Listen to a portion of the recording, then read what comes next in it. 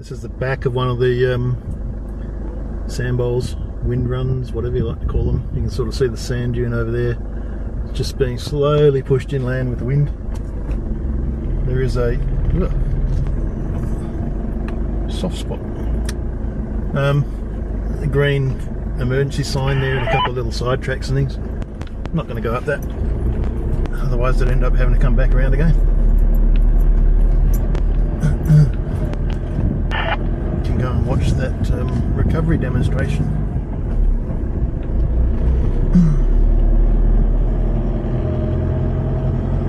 Anyway, back on the track. Next one, actually, I think this comes out behind the final big sand dune. If I'm right.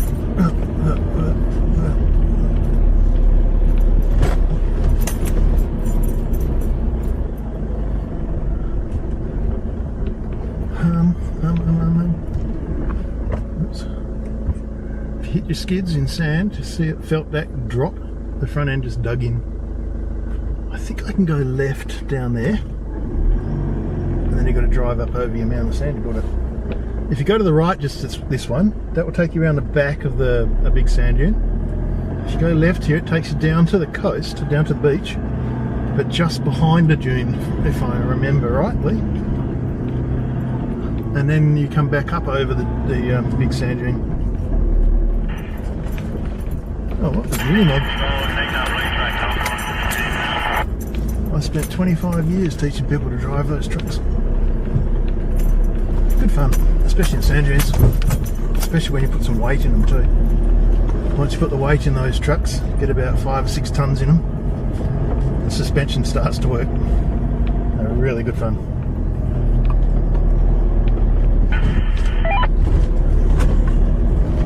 I've had them up in Lancelin, and I've been going past bog dune buggies in those things.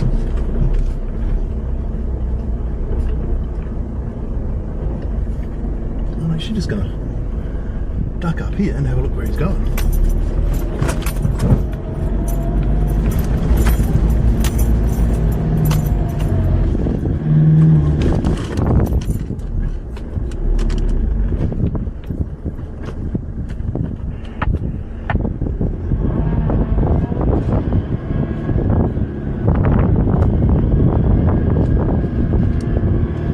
That's embarrassing. It's actually a lot softer than I thought it was. High range second. I should have been in first. I'll do low range second.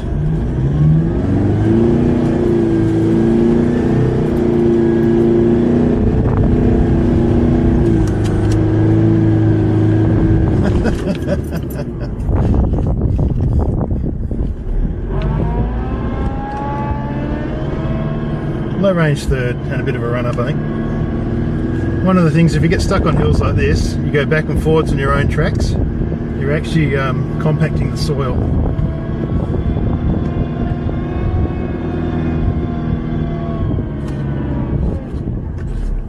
Now this, where are we?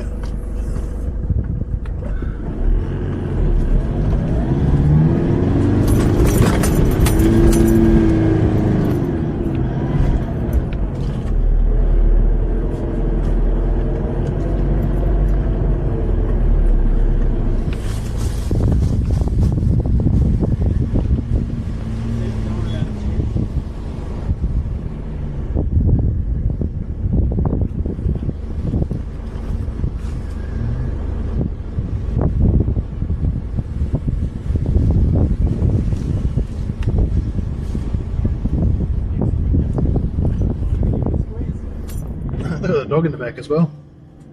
I think there's someone sitting in there with him. Up ahead, that's the final dune that you go up.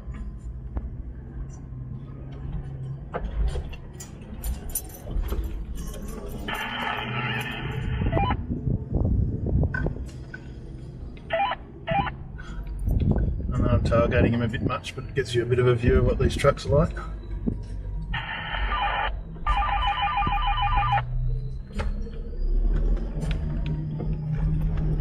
This guy's got some proper tyres on it too, which are good.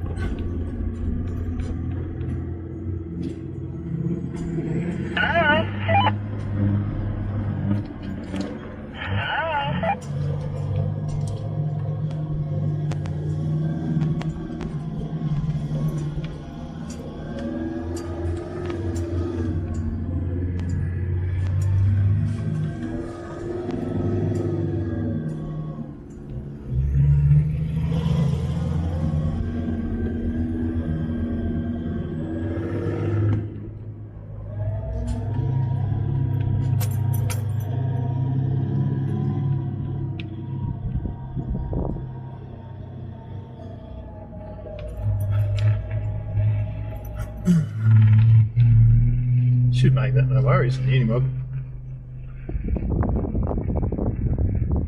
Probably should have dropped a gear though. You can hear it getting a bit low.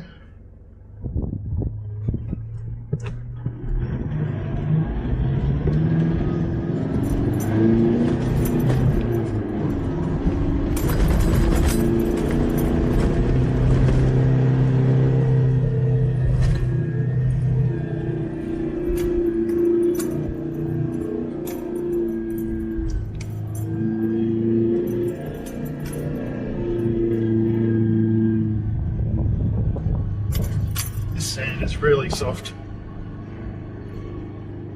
That's the fence line there. You do not go north of that fence line. Fun to play on that sand dune. If you want to go up the beach even further, head to the left there and go down onto the beach and along the beach until you get to a big sign that says no vehicles past this point, and then you can walk up to the river mouth or river.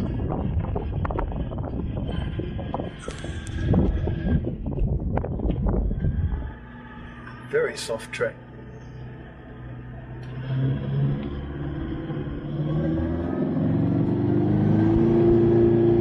People are getting fogged in this little bit.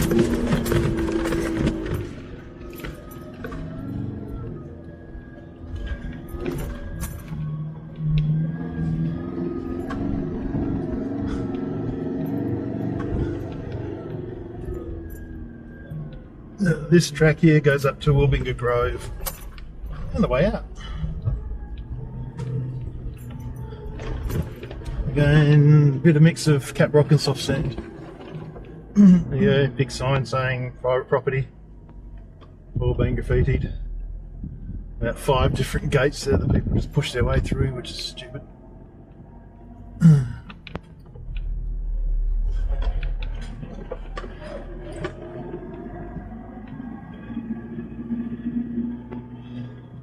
And lovely, there's like 2 fences there because one of them always gets cut. The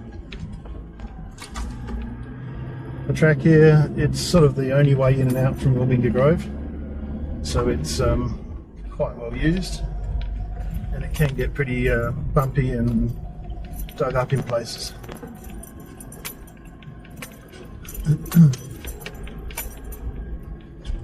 Well, this time of day it should all be traffic going out, so it wouldn't be too much of a problem.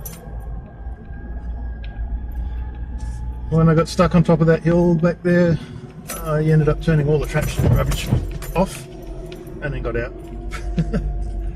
Like, as in drove out, not get out. That's the car. As soon as the traction rubbish is off, instead of trying to stop wheels and all the rest of the crap that goes on with traction control, it just gave me power to all 4 wheels and it just drove straight out. Crunch, crunch. That's my recovery box in the back.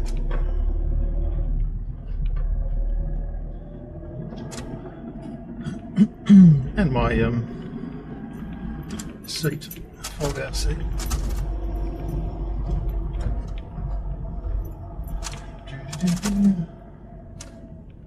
Alright. Another big patch of cap rock. Pick a path and just slowly go through it.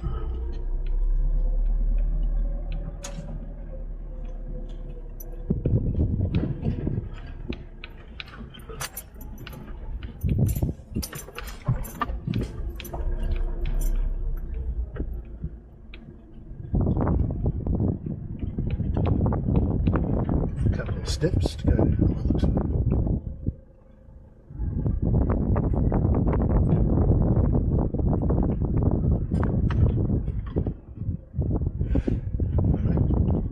Look like a step, but it's not. Oh, there's one there. And another one just here. Looks like a chimney, doesn't it? Overhead. I'm just idling down that. I should be in gear, like foot off the clutch, driving it down. Oh, the big tree stump. I know there's no big trees like that around, so I don't know what they put that there for.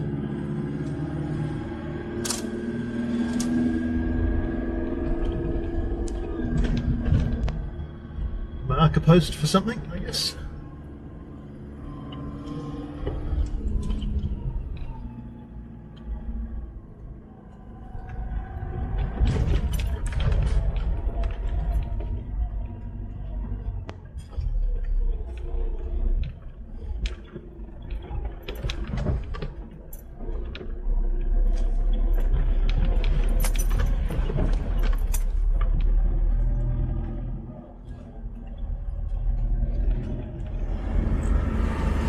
Howdy.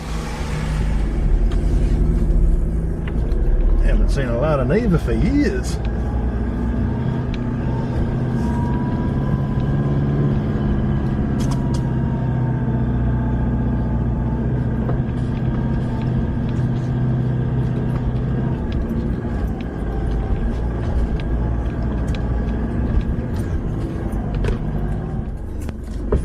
Alright, if I'd kept on going up that track there, I would have ended at Wilbinga Grove.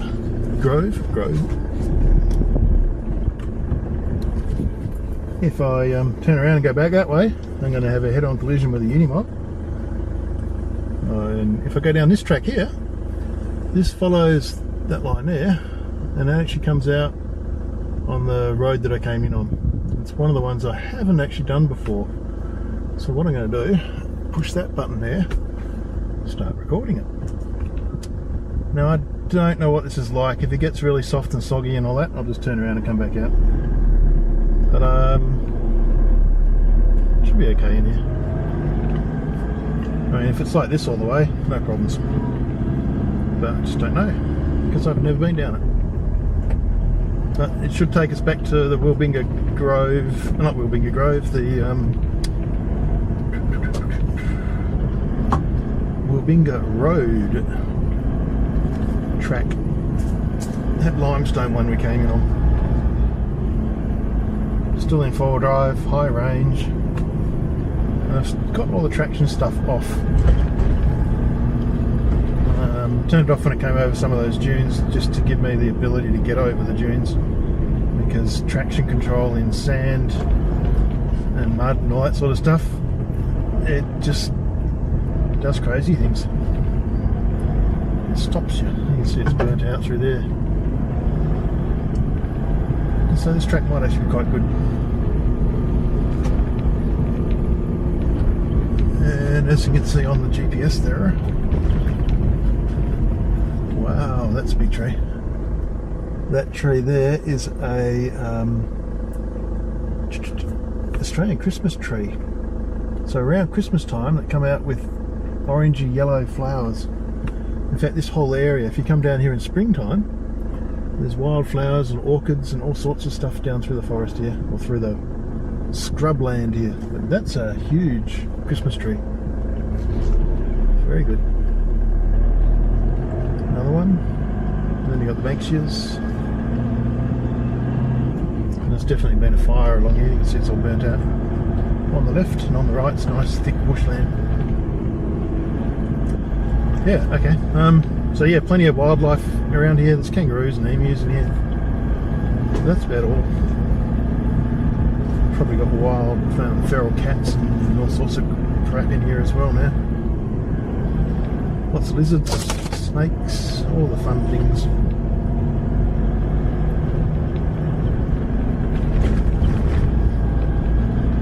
Obviously caught the old little bushfire on the left. I know it's still there. Oh shit. Crossroads. And now that they haven't got a fire down here, it's soft sand and all overgrown, so they haven't pushed the bulldozer down here to improve the fire break, but it's drivable. The catch with sand is trying to keep your speed up so you're sort of on top of the sand rather than trying to plough through it. not going too fast that you end up losing control.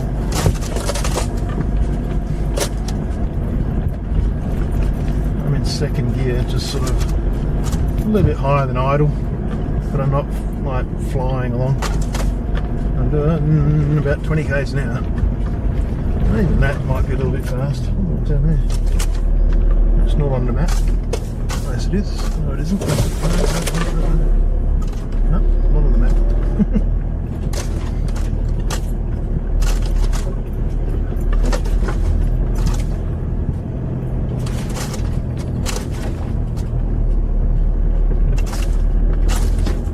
Up over the top of that hill there somewhere. This track should keep on going. Wouldn't want to try and turn around in this track. It's bush is a bit thick. You would have to try and find a little clear patch like just there to turn around. Anyway, keep going. It's all right. The track's not bad. With the first part of that track up to that crossroads, it was actually really nice. But obviously they've pushed the bulldozer down there to cut this track and make it a better fire break. It is a fire line anyhow, but if they have a fire in here, they run bulldozers down the tracks and widen them and clear them, so the four-wheel drive fire trucks can get through. All right, back to Wilbinga Road. Oh, here we are. Oh, we're on. Over there to the left, there is a groundwater monitoring bore. I would say if they had a fire in here, it's probably why this area's got like limestone and that. They'll probably suck water out of that and fill their taps up. There's another one there on the right, with the square one. Wonder if this is limestone all the way back to the main road. It might be.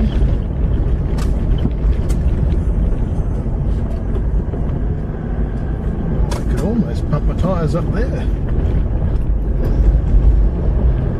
Certainly get out of four drive. Good thing with Toyotas, you can do that on the fly.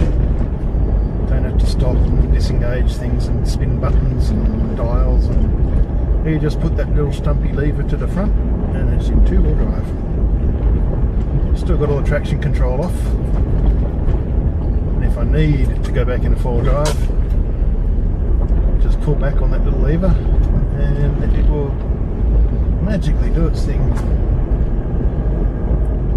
I would say this track's probably limestone all the way up to Wilbinga Road.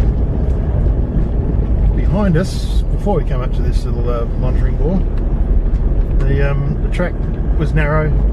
There were certainly some little boggy patches along there, and people have been getting bogged in it. Another little fire break has been pushed through.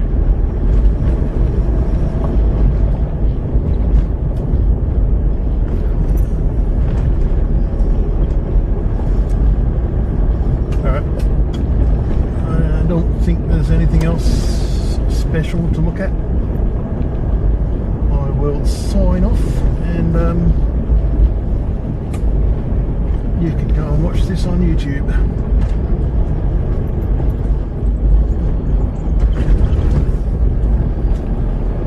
Oh, I turned this on at the beginning of this track.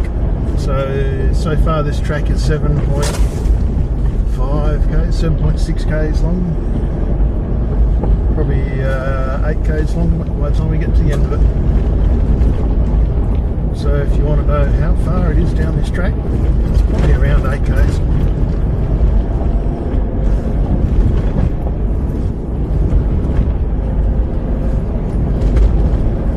Certainly an easy drive, well, easy drive for me. Yeah. Certainly the area around here is great for beginners because it's got a little bit of a mix of everything in it. It doesn't have the rock climbs and the mud holes and all that sort of stuff, but it's certainly a good fun track. A bit of sand, lots of sand dunes, bits of cap rock to watch out for. Just generally have a good drive around here. This is Wilbinga Road, 8.1516 8.17 kilometres that was down that track. If I kept on going across the track there, I'd end up back behind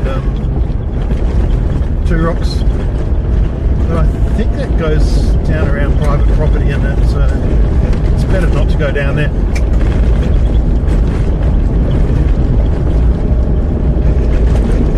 Alright, that'll be it. Lots of tracks out here. Pick your line, have a drive, it's good fun.